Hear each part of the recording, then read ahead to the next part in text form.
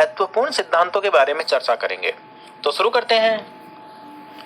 बिने का एक कारक या एक सत्तात्मक सिद्धांत। इस सिद्धांत का प्रतिपादन अल्फ्रेड बिने ने सन 1905 में किया। इस सिद्धांत के अनुसार बुद्धि केवल अखंडात्मक होती है, जिसकी मात्रा प्रत्येक व्यक्ति में भिन्न भिन्न होती है। इस सिद्धांत का समर्थन जॉनसन, टर्मन, स्टर्न, साइमन एवं एबिंगहास आदि मनोवैज्ञानिकों ने भी किया। जॉनसन ने बुद्धि के एक छत्र राज्य की प्रवृत्ति के कारण इसे निरंकुशवादी सिद्धांत भी कहते हैं। इस सिद्धांत को अखंड सिद्धांत, सत्तात्मक सिद्धांत एवं निरंकुशवादी सिद्धांत के नाम से जाना जाता है। बुद्धि का द्विकारक सिद्धांत। इस सिद्धांत का प्रतिपादन चार्ल्स स्पियरमैन ने 1904 में किया। चार्ल्स स्पियरमैन ने इस सिद्धांत में बुद्धि के कारक बताए। सामान्य यानी कि जी फैक्टर, विशिष्ट यानी कि एस फैक्टर। जी तत्व की विशेषता। यह तत्व सभी व्यक्तियों में पाया जाता है। यह तत्व जन्मजात होता है। यह तत्व सदैव समान रहता है। अधिगम एवं प्रशिक्षण के द्वारा इसे बदला नहीं जा सकता है।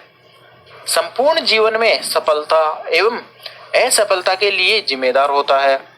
यह तत्व जिस व्यक्ति में अधिक पाया जाता है, वे व्यक्ति अपने जीवन में अधिक सफल होते हैं। एस तत्व की विशेषता। यह तत्व भिन्न भिन्न व्यक्तियों में भिन्न भिन्न पाया जाता है। यह तत्व क्रिया विशिष्ट होता है। जिस व्यक्ति में जिस क्रिया विशिष्ट तत्व की अधिकता रहती है, वह व्यक्ति उतना ही निपुण होता है। यह तत्व अर्जित होता है। अधिगम एवं प्रशिक्षण के द्वारा इसे बदला जा सकता है। संपूर्ण जीवन के किसी विशेष क्षेत्र में सफलता एवं असफलता के लिए जिम्मेदार होता है। बुद्धि का त्रिकारक सिद्धांत। 1911 में स्पियरमैन ने स्वीकार किया कि बुद्धि तत्व दो तत्व न होकर तीन तत्व होती है, जिनमें है पहला सामान्य तत्व यानी जी फैक्टर, दूसरा विशिष्ट तत्व यानी एस फैक्टर और तीसरा होता है सामान्य और विशिष्ट यानी जी प्लस एस फैक्टर। जब दो या दो से अधिक विशिष्ट योग्यताएं एक दूसरे को आच्छादित कर देती है, तो उनसे मिलकर बनने वाला तत्व जी प्लस एस होता है। 1904 में स्पियरमैन द्वारा प्रतिपादित द्विकारक सिद्धांत को 1911 में त्रिकारक सिद्धांत कहा गया। यानी उन्होंने जब जी और एस को मिला दिया, तब वह त्रिकारक सिद्धांत बन गया। बुद्धि का समूह कारक सिद्धांत। इस सिद्धांत का प्रतिपादन थ्रस्टन और केली ने किया। थ्रस्टन ने इस सिद्धांत में स्पियरमैन के एस फैक्टर की आलोचना की है तथा थ्रस्टन ने इस सिद्धांत में स्पियरमैन के जी फैक्टर का समर्थन किया है। थ्रस्टन ने जी फैक्टर को जन्मजात प्राथमिक योग्यताओं का समूह माना है। इन्होंने बुद्धि को 9 मानसिक क्रियाओं का समूह माना है। ये योग्यताएं निम्नलिखित है, जिनमें है सामाजिक योग्यता, वाचिक योग्यता, संख्यात्मक योग्यता, क्रियात्मक योग्यता, शारीरिक योग्यता, यांत्रिक योग्यता, अभिरुच्यात्मक योग्यता, संगीतात्मक योग्यता एवं स्थानिक योग्यता। इनके अनुसार बुद्धि अनेक कारकों से मिलकर बनती है तथा मानसिक क्रियाओं के अनेक समूह होते हैं एवं एक समूह का एक अलग प्राथमिक कारक होता है और ये प्राथमिक कारक समूह की क्रियाओं में समन्वय करता है। इसलिए इस सिद्धांत को प्राथमिक मानसिक योग्यता का सिद्धांत भी कहा गया है। बुद्धि का बहुकारक सिद्धांत। इस सिद्धांत का प्रतिपादन थार्नडाइक ने किया। थार्नडाइक ने इस सिद्धांत में स्पियरमैन के जी फैक्टर की आलोचना की तथा स्पियरमैन के एस फैक्टर का समर्थन किया है। थार्नडाइक ने एस फैक्टर को वातावरण से अर्जित विशिष्ट योग्यताओं का संगठन माना है। इस प्रकार ये विशिष्ट योग्यताएं 6 मानी गई है।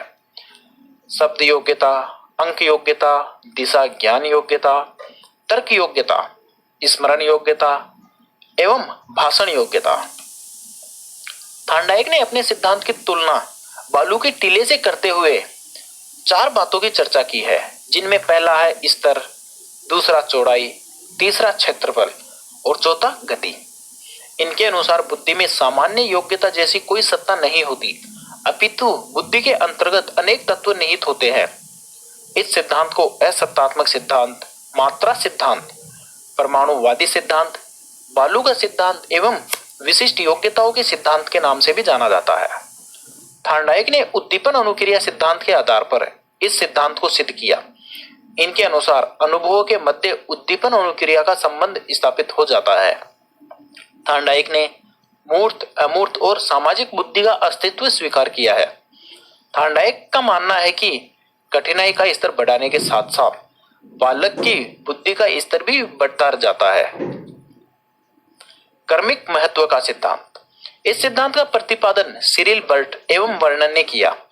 सिरिल बर्ट एवं वर्णन का मानना है कि बुद्धि एक जन्मजात योग्यता है और वातावरण में विकास की अवस्थाओं के साथ साथ बालक की बुद्धि का भी क्रमिक रूप से विकास होता रहता है। इस सिद्धांत को पदानुक्रमिक सिद्धांत भी कहा जाता है।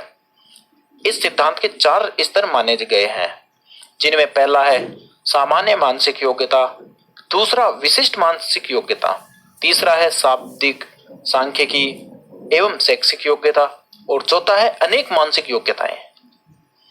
अब आते हैं त्रिआयामी यानी 3D सिद्धांत। इस सिद्धांत का प्रतिपादन गिलफोर्ड ने सन 1967 में किया। इसके अनुसार बुद्धि एक तार्किक रचना है जिसको इन्होंने 3 भागों में विभक्त किया: विषय वस्तु, संक्रिया और उत्पाद। सन 1967 में गिलफोर्ड ने उपयुक्त बुद्धि के विभाजन में निम्न तत्व बताए, जो है निम्न प्रकार है, जिनमें पहला है विषय वस्तु, जिसमें 4 आते हैं: आकृत्यात्मक, प्रतीकात्मक, शाब्दिक एवं व्यावहारिक।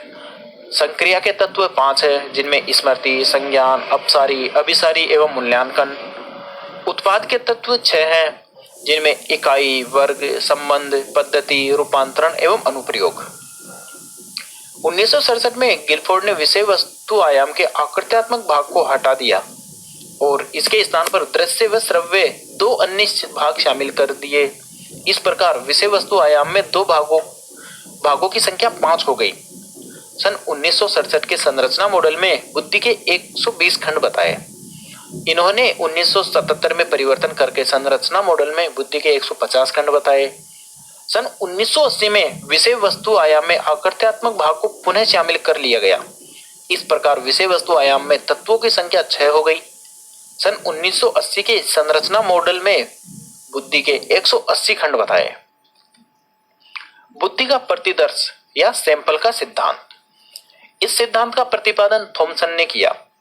थॉमसन का मानना है कि हमारी बुद्धि बहुत सारी योग्यताओं का लिए गए नमूनों का एकीकृत रूप है। इस सिद्धांत का मानना है कि बुद्धि पर जन्मजात और वातावरणीय दोनों कारकों का प्रभाव पड़ता है। इस सिद्धांत को नमूने का सिद्धांत या सैंपलिंग थ्योरी या संघ सत्ता का सिद्धांत, वर्ग घटक सिद्धांत आदि नामों से भी जाना जाता है। इनके अनुसार एक समूह की योग्यताओं में परस्पर समानता पाई जाती है, किंतु दूसरे समूह की योग्यताओं में इसका कोई संबंध नहीं होता। जैसे साहित्यिक योग्यताओं के समूह में कहानी, कविता, निबंध, उपन्यास आदि में परस्पर संबंध होता है, परंतु इनकी योग्यताओं का संबंध गणितीय समूह की योग्यताओं से भिन्न होता है।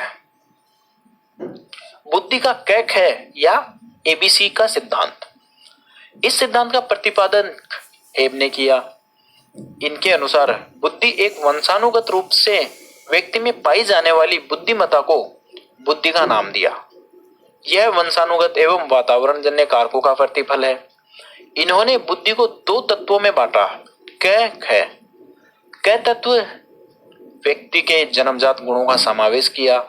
ख तत्व में व्यक्ति के अधिगम, अनुभव व वातावरणीय घटकों को स्वीकार किया गया।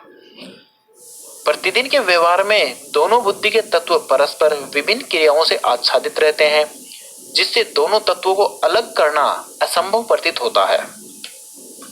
गार्डनर का बहुबुद्धि सिद्धांत। इस सिद्धांत के प्रतिपादन गार्डनर ने किया। गार्डनर ने इस सिद्धांत में बुद्धि के कारक सिद्धांतों की आलोचना की है। गार्डनर ने इस सिद्धांत में बुद्धि में कुल 7 प्रकार बताए, जिनमें है भाषाई बुद्धि, जो कि भाषा के बारे में है; तार्किक व गणितीय बुद्धि, तर्क वितर्क व गणित की जानकारी; स्थानिक बुद्धि, स्थानिक दृश्य को मानसिक रूप में परिवर्तन करना; शारीरिक गतिक बुद्धि यानी नाचना, गाना, चलना आदि; सांगीतिक बुद्धि यानी संगीत या गाने बजाने से संबंधित; व्यक्तिगत आत्मन बुद्धि यानी स्वयं के बारे में; व्यक्तिगत अन्य बुद्धि जो कि दूसरों के बारे में होती है। इस सिद्धांत को बहुबुद्धि सिद्धांत या बहुप्रकार सिद्धांत के नाम से भी जाना जाता है। तरल व ठोस बुद्धि सिद्धांत। इस सिद्धांत का प्रतिपादन आरबी केटल ने सन 1966 में किया। इस सिद्धांत के अनुसार सामान्य बुद्धि दो कारकों से बनी होती है, तरल बुद्धि तथा ठोस बुद्धि। यह दोनों कारक सह संबंधित होते हैं। तरल बुद्धि का विकास किशोरावस्था तथा ठोस बुद्धि का विकास वयस्क अवस्था में होता है। ठोस बुद्धि व्यक्ति के अर्जित एवं तथ्यात्मक ज्ञान से संबंधित होती है, जबकि तरल बुद्धि वंशानुगत कारकों के कारण होती है। तरल बुद्धि का उपयोग उन कार्यों में होता है जहां आदतें निश्चित हो गई हो, क्योंकि तरल बुद्धि आनुवंशिकता पर आधारित होती है। तरल बुद्धि 14 से 15 वर्ष की उम्र में अधिकतम होती है। ठोस बुद्धि वातावरण एवं अनुभव की देन होती है, अतः 25-30 वर्ष तक बढ़ती रहती है।